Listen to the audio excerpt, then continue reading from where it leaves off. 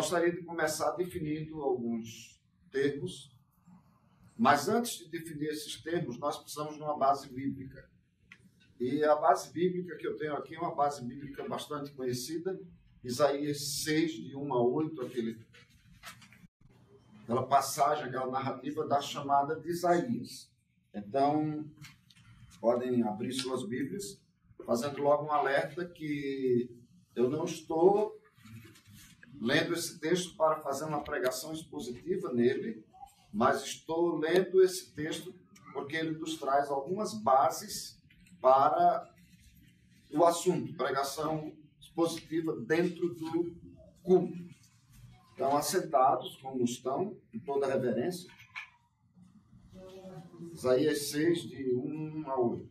No ano em que o rei Uzias morreu, eu vi o Senhor assentado no alto e exaltado trono, e a aba da sua veste enchia o templo. Acima dele estavam serafins. Cada um deles tinha 6 asas, com 2 cobriam o rosto, com 2 cobriam os pés e com 2 voavam. E proclamavam uns aos outros: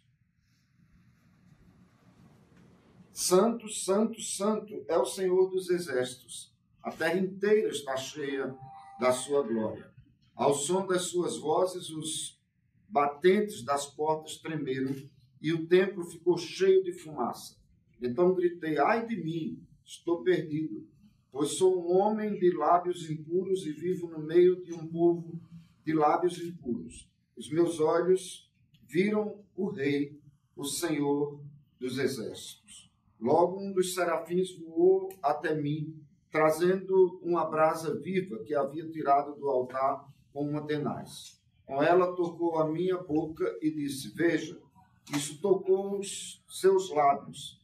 Por isso a sua culpa foi removida, o seu pecado foi perdoado.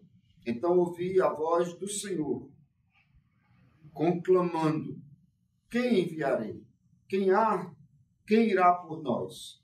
E eu respondi: eis-me aqui, envia-me a mim. Que Deus nos ajude na compreensão da sua palavra.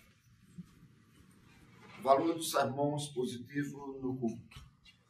Nós começamos com uma narrativa de algo que aconteceu no templo, onde nós cultuamos, não é verdade?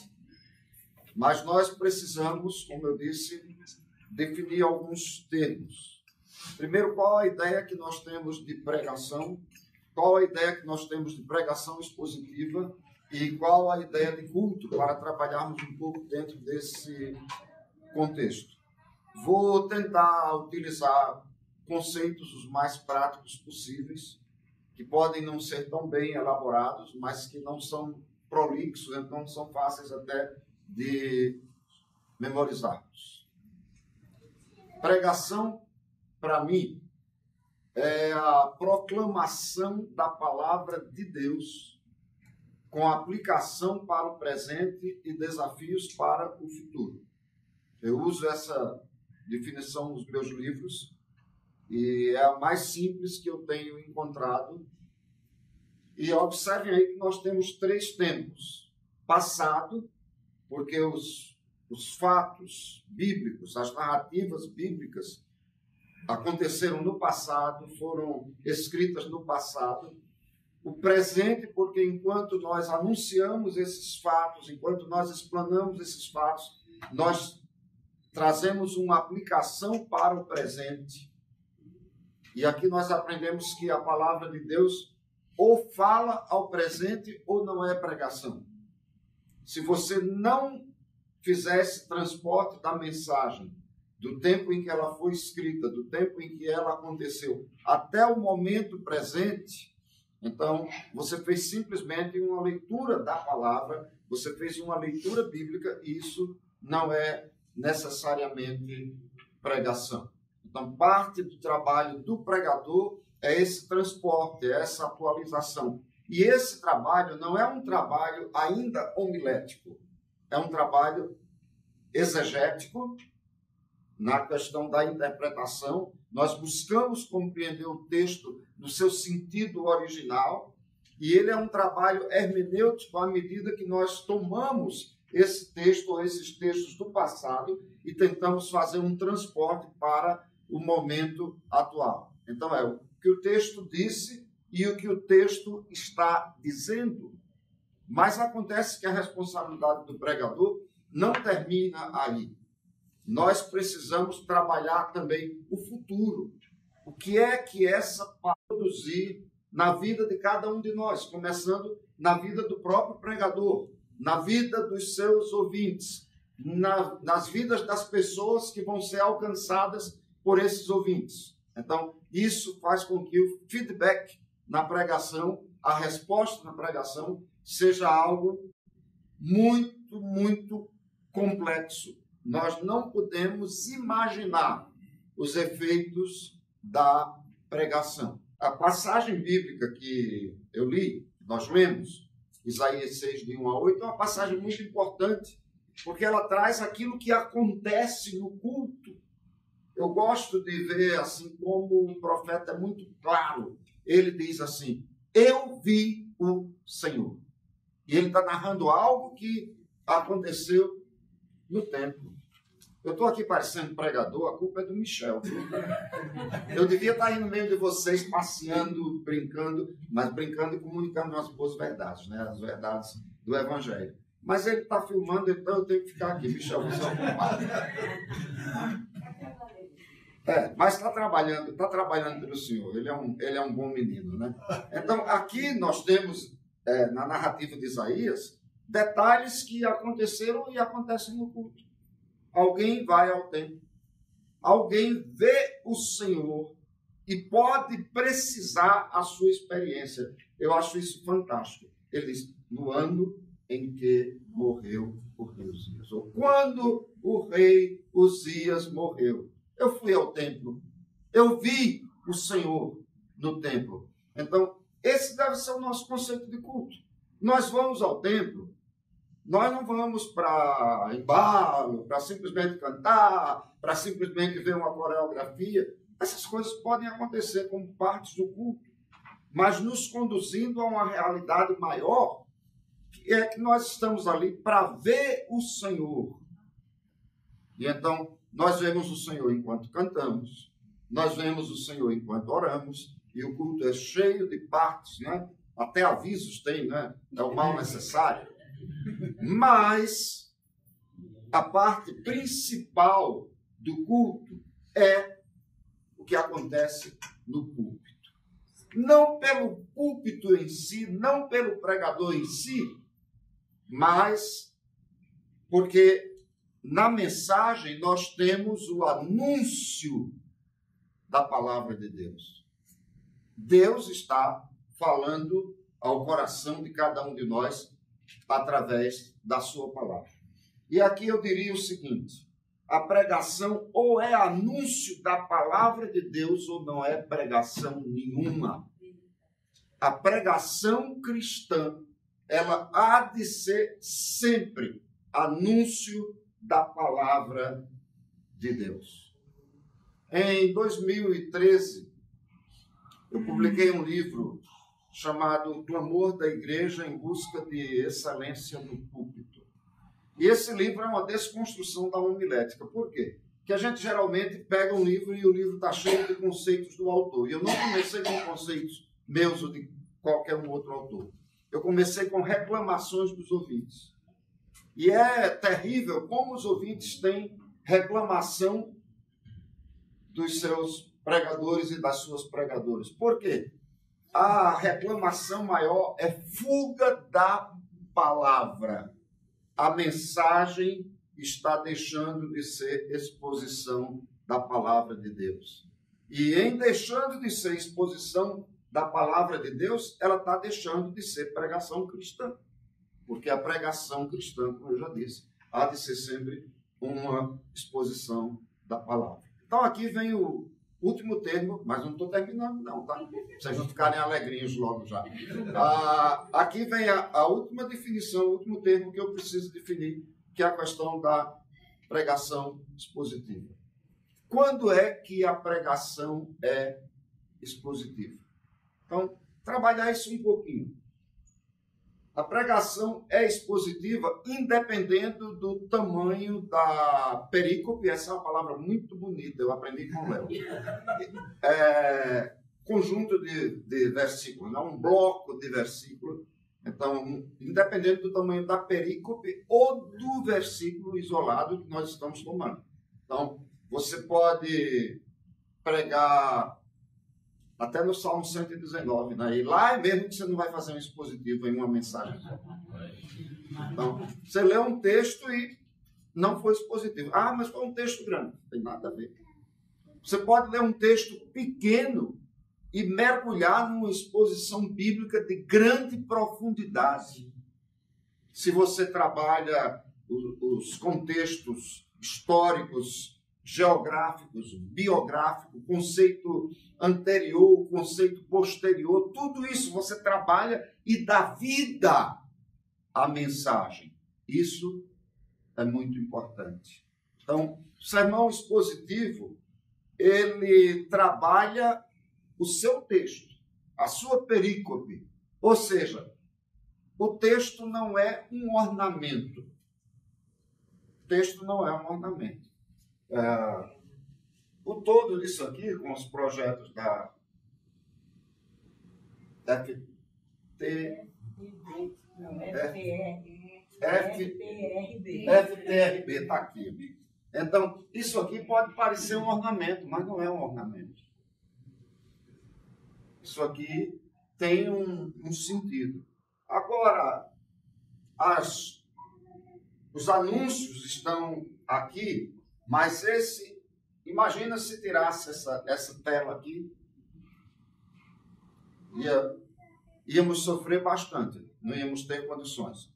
Vou dar um outro exemplo.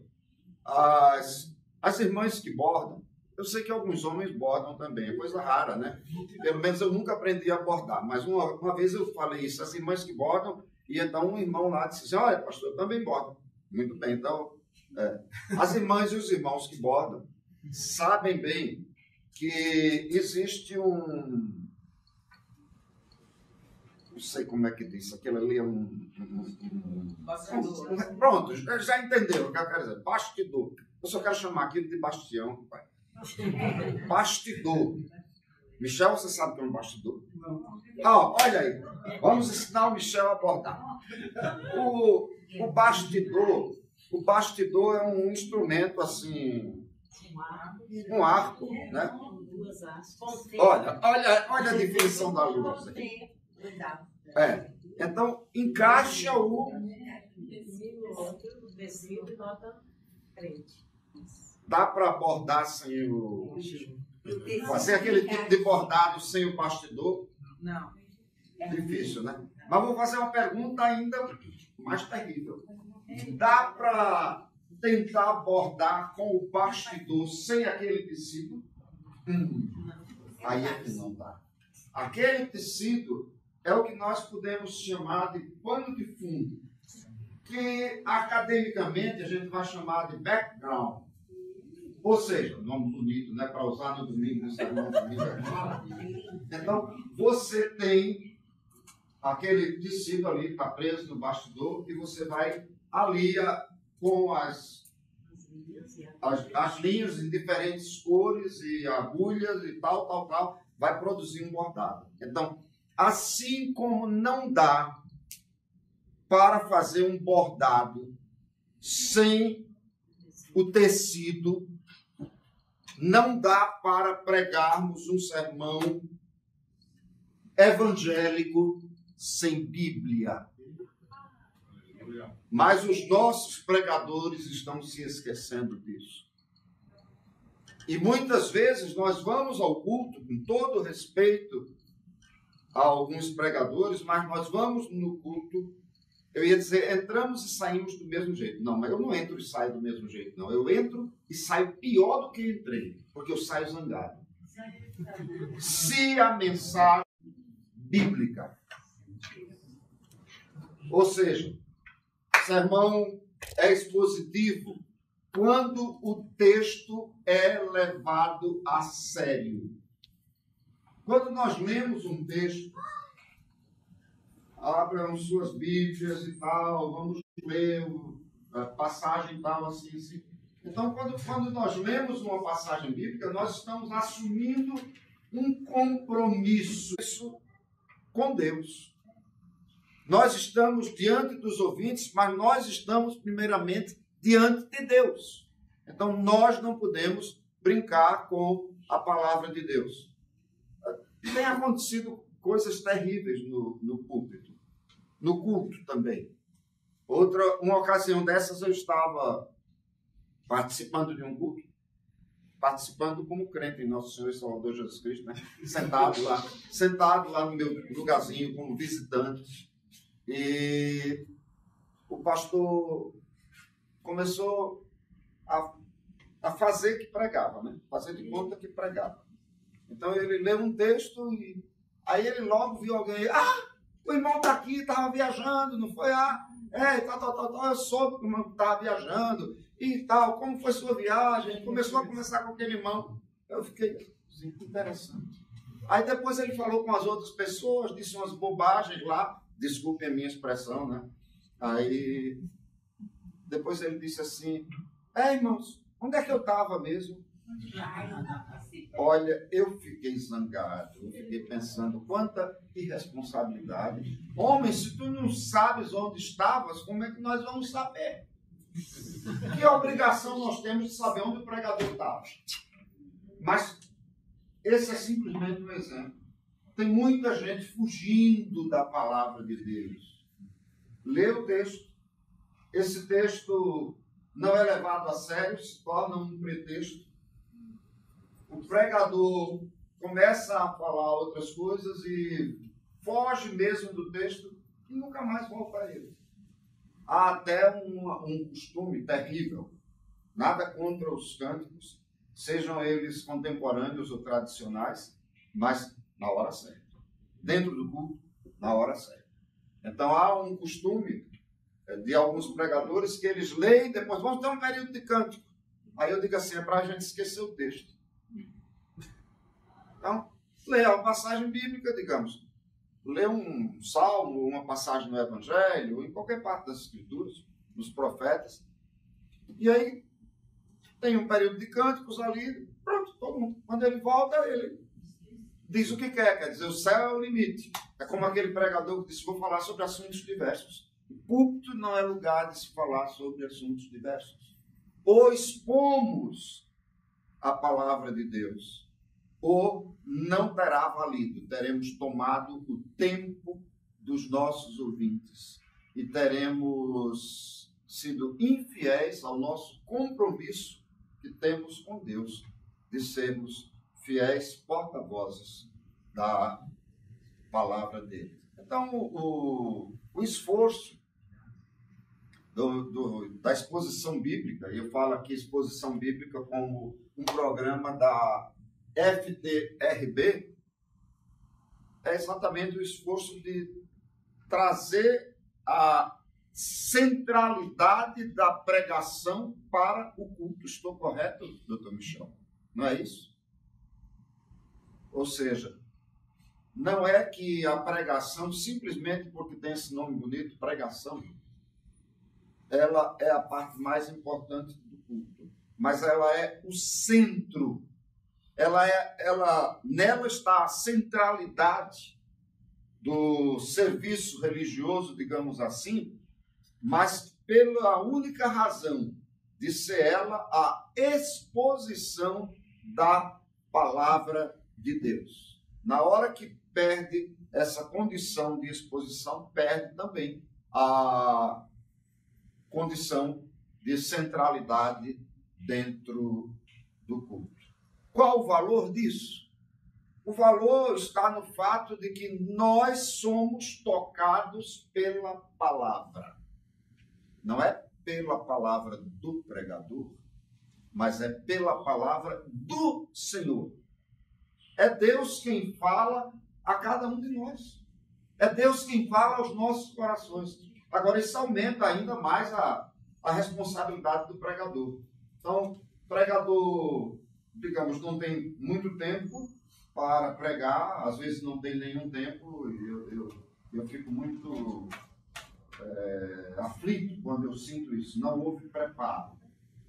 E aí alguém me pergunta assim, mas professor, e como é que faz? Eu digo, viva a palavra. Viva a palavra. Se você vai pregar, não é pensar assim, ó, eu vou falar sobre o céu, eu tenho uma ilustração de um crente que morreu, eu tenho outra ilustração. Não pense nisso não. Não pense nisso não.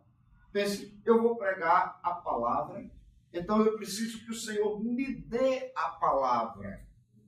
Esse é o passo inicial. E o envolvimento nisso é algo que vocês conhecem muito, que se chama oração.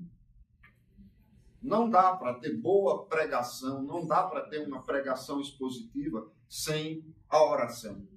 Nós temos várias ferramentas que são necessárias, eu mencionei a exegese, a hermenêutica, mas eu diria, número 1, ore.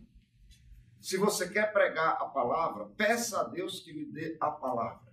Se a palavra de Deus não passar pela vida do pregador, primeiramente, esse pregador não terá condições de chegar com a palavra do Senhor aos ouvintes que estão diante dele. Então, pregar expositivamente, digamos, pregar a palavra de Deus, é muito mais do que conhecer técnicas. Técnicas até o inimigo conhece. Mas pregar o evangelho é viver o evangelho. Pregar a palavra é viver a palavra.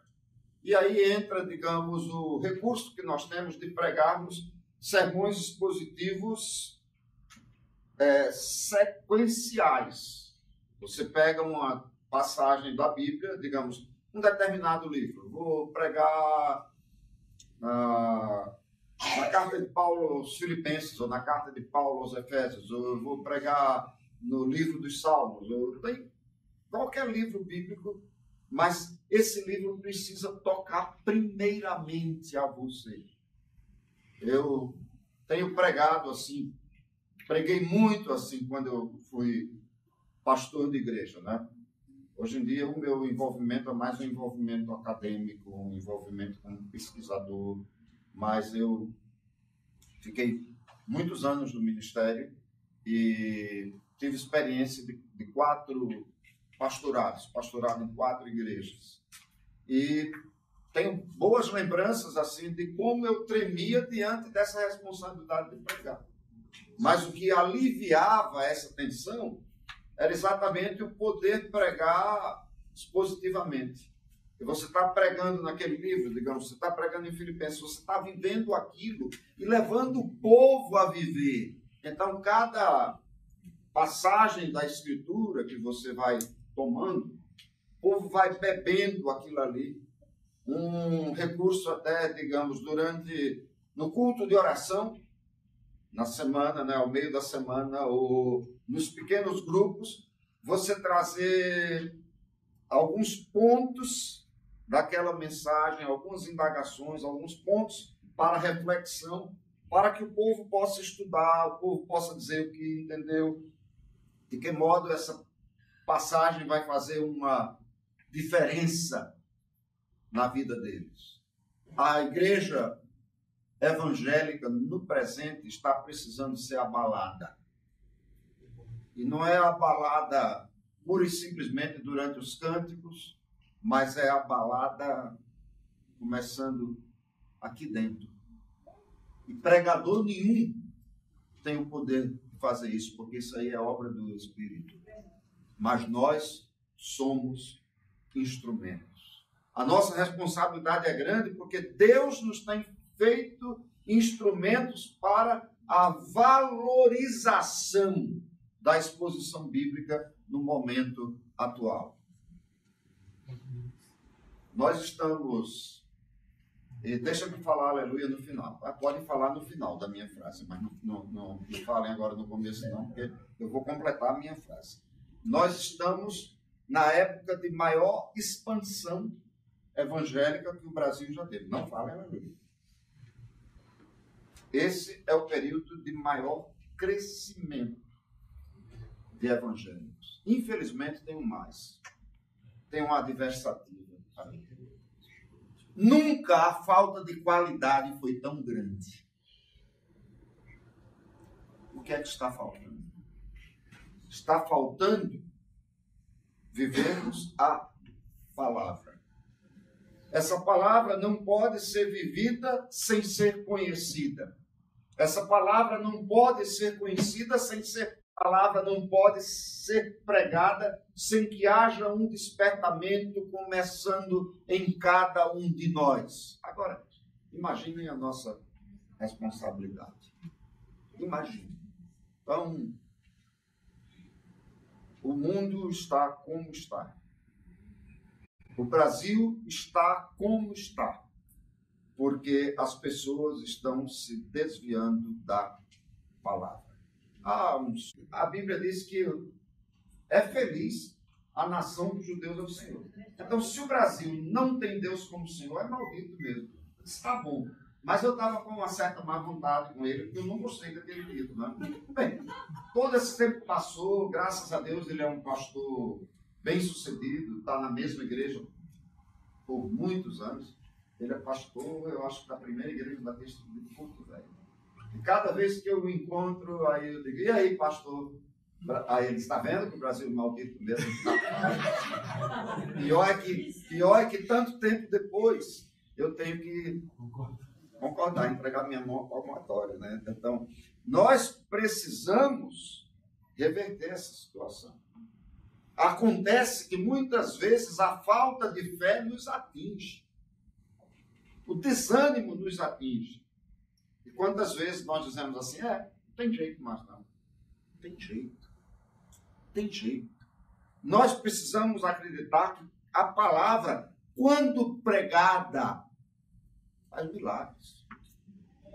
Não é o pregador, mas é o poder da palavra. Eu não sei quantos de vocês aqui já tiveram a oportunidade de pregar num funeral.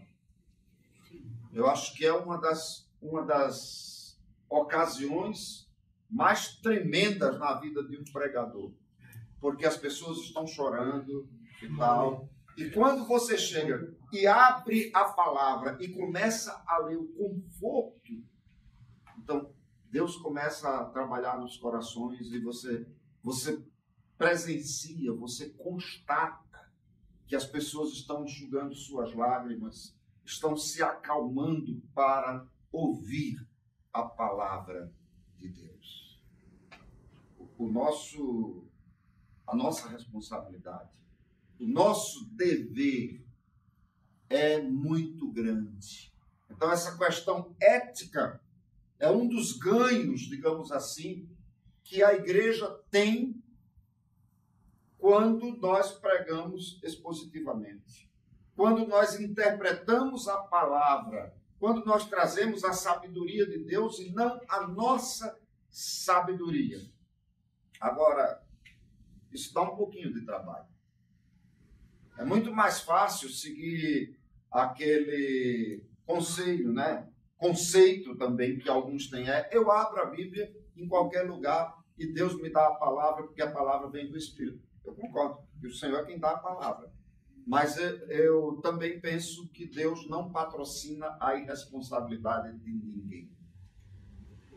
Vocês são acadêmicos, vocês são estudantes de teologia, e vocês sabem que se a gente não estudar, se não se esforçar, não vai ganhar uma nota alta simplesmente por ser crente. A parte que cabe a cada um de nós fazer, Deus respeita a nossa oportunidade, a responsabilidade que nós temos de efetuar a tarefa que nos foi dada. Então, por mais que haja fé, isso aqui é um pequeno livro de 416 páginas, um livro de homilética, né? Então, eu vou ter uma prova de homilética, eu não dou muita prova em homilética, não. Eu quero que o aluno aprenda. Eu ando fazer prova de livro aberto. Mas aqueles professores que dão prova de livro, que não podem abrir o livro, né? Então, eu oro e coloco o livro debaixo do travesseiro. Senhor, passa essa palavra para mim. Não creio nesse tipo de milagre. Creio no milagre da pregação. Creio no Deus que move corações quando o nosso coração, como pregadores, foi primeiramente movido. Quando nós nos dedicamos. Quando nós levamos a sério. Sim. Isso eu creio. Jesus Cristo podia ter chegado e assim, num piscar de olhos, ter feito o milagre lá daquela pesca, não é? Maravilhosa. Mas ele usou os pescadores. Lancem as redes para o outro lado. Então, nós estamos precisando lançar as redes para o outro lado. Nós estamos precisando lançar as redes de modo direito. Nós estamos precisando de uma volta à pregação da palavra de Deus. Agora, hermenêuticos e homiléticos, que às vezes a gente não gosta muito de estudar, de aprendê-los, mas que levam tempo, exigem de nós, mas nós precisamos saber o que nós estamos fazendo, né? Um erro de interpretação pode ser algo muito, muito sério, como aquele pregador que estou morrendo de fome. Ora, se ele tinha, até ele achou que estava fazendo um caminho bem lógico, né? Ora, se ele tinha jornaleiros, é porque ele tinha um jornal, ele possuía um jornal. E então, para ter um jornal, ele tinha uma gráfica, só que isso foi bem antes de Gutenberg, né? Então, quantas vezes as interpretações são completamente equivocadas? E a gente ri aqui porque eu fiz para vocês rirem mesmo, mas lá no púlpito dá vontade de chorar, né? E às vezes são erros assim simplesmente porque o pregador não estudou. O pregador abre a Bíblia naquela passagem lá do profeta que diz: nenhum homem foi encontrado para ser posto na brecha do muro. E ele prega sobre as mulheres notáveis da Bíblia. Não dá. E esse aí eu estava presente. Eu não ouvi contar, eu estava presente. Então, quando não se tem tempo, e eu diria, não é falta de tempo, é falta de prioridade, é falta de programação, é falta de colocar a responsabilidade da pregação como algo fundamental no ministério. Pastor, dirigente de igreja, digamos assim, ele é considerado um faz-tudo, né? Então, chamado para aqui, para ali, para lá. Quando morre um, ele é chamado. Quando nasce um, ele é chamado. Quando alguém está triste, chama o pastor. Quando alguém está alegre, chama o pastor. O pastor é o bolinho de festa. E nós precisamos aprender a colocar os nossos auxiliares para fazerem parte desse trabalho. Nós precisamos aprender a falar não. E nós precisamos aprender que, antes de tudo, nós precisamos estar preparados para nos apresentarmos diante de Deus. Não é nem simplesmente porque nós nos apresentamos diante das pessoas, isso já seria uma grande responsabilidade, mas a nossa prestação de contas é ao Senhor. E Paulo diz: procura apresentar-te diante de Deus aprovado como obreiro que não tem de que se envergonhar, que maneja bem a palavra da verdade. Então, depois que nós aprendemos alguns princípios de estudo, se torna muito fácil de você tomar um texto bíblico e depois de algum tempo de meditação, de oração, de reflexão, de estudo ali na presença do Senhor, você fazer algumas anotações, você chegar a uma conclusão daquilo que realmente o texto está dizendo. E você tentar seguir dentro do texto. Então, pregação expositiva, ela trabalha o texto.